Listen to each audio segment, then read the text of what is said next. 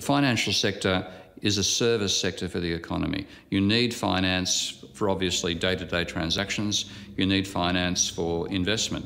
And really a more efficient system would use less money rather than more money. The finance sector, past a certain size therefore, goes from being something which is the necessary lubricant in the system to a parasite. I USA tredubblades finanssektorns storlek från 80-talet och framåt. Hela ekonomin blev allt mer skulddriven. If you believe that financial expansion never happens in a perverse way, and that was the general mood in most of the 1990s and the 2000s, then there is no reason to see a crisis coming or even to start thinking about, is it possible that we are building up towards a crisis now? Det såg bra ut på ytan. Men allt mer av tillväxten byggde på lån och allt mer av lånepengarna användes inte till investeringar i den verkliga ekonomin utan spekulation i finansvärlden. Först på börsen tills IT-bubblan sprack, sen på bostadsmarknaden. Det blev som ett pyramidspel. We allow the financial sector to finance Ponzi schemes, allowing them to lend money for people who want to gamble on rising house prices or gamble on rising share prices. And that is ultimately what brings capitalism unstuck. So when you make the links between these developments, GDP growth driven by consumption, consumption driven by debt, debt made possible by increasing house prices, they have to stop rising at some point. We finally got to 2007, 2008, where there simply was so much debt that you couldn't find anybody else to lend to. And then at that point, the whole thing broke. If house prices start falling, that will mean households cannot take on more debt. That means they cannot consume. If you can make those links, then you can predict this is it. This is the end. Nobody else said this at that point. And actually, when these researchers did the sums, they could actually foresee that the level of debt was so high, this was going to happen within years. To those who were looking at the high level of debts, who were claiming that there were a housing bubble, those who were raising those signs, were they just lucky? Yeah. It's insane to have a model of economics, the macroeconomy, that excludes bank, money and debt. You don't even know that they're misbehaving. That to you is irrelevant, off to the side. So that's why the vast majority of economists had no idea this was coming. Det låter nästan för häpnadsväckande för att vara sant. Men bilden bekräftas av åtskilliga forskare. På Internationella valutafonden arbetar Michael Kumhof nu med att få in banker och skulder i de traditionella modellerna. To a layman, it sounds like, what is he talking about? He can't be serious that macroeconomists have been thinking about the macroeconomy without banks.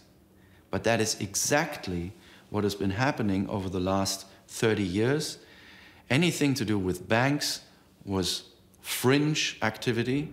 Hur väl var de här traditionella verktygen som ändå är någon slags verktygslåda för större institutioner lämpade för att se det som... Nej, de fångar inte detta, därför att om man lånar för mycket så finns inte det med i modellerna, i varje fall inte då. Det här är något som man har slitit med i många år när det gäller modellbyggande.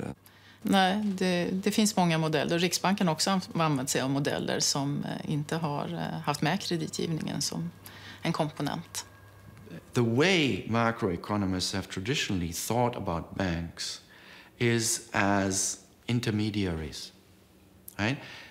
Basically, the banks sit there, they wait for deposits to arrive, and if they have enough deposits, they lend them out to somebody else. And that is completely wrong. This is the wrong model of banks, because what happens in reality is exactly the opposite. And I've done this, I'm a banker, I know that that's how it works, and you can read it on many central bank websites, that's how it works. Is that banks, when they decide the economy is good, we are optimistic, we are now making loans, they don't need to wait for any deposits, because when they make a loan, they create the deposit. Right there, banks create money out of thin air.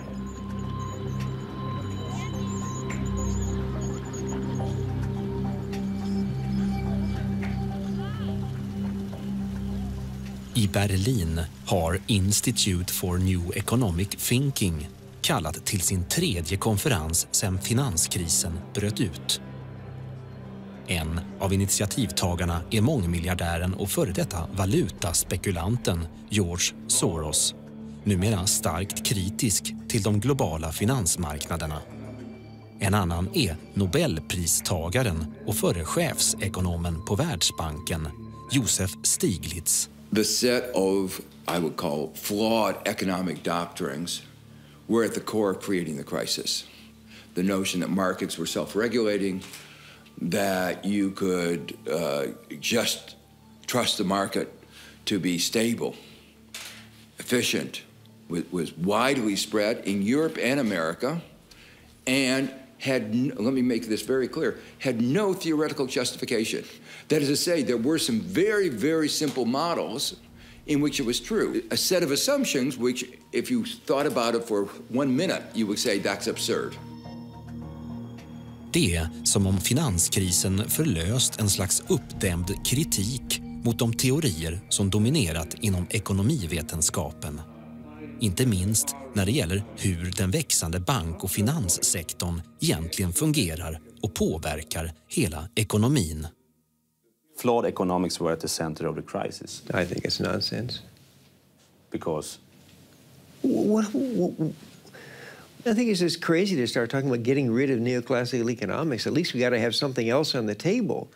People have built their entire careers, 10, 20, 30, 40 years. And those people are Nobel Prize winners. They're very important people.